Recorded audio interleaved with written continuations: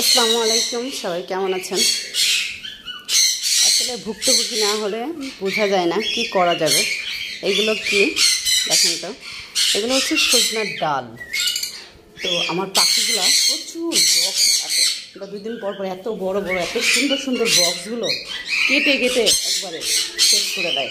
যার কারণে আমি আজকে এই পণ্ডিত মশাইদেরকে সজনার ডাল দিব, যাতে ওরা এইগুলো বসে বসে বক্সের ভিতরে কাটাকাটি করতে থাকে, আমার বক্সটা না কাটে।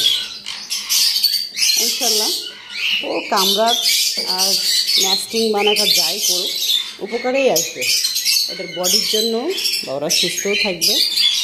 আর সজনা অনেক ভালো ওদের জন্য, যার কারণেই দেওয়া। বাকিটা আল্লাহ ভরসা, দেখা যাক। এভাবে সব বক্সে আমি দিয়ে দিব। আমার এই পণ্ডিত তো বক্সের থেকে বেরোয়ই না, আলহামদুলিল্লাহ মাশাআল্লাহ। তারা ডিমে চলে এসছে।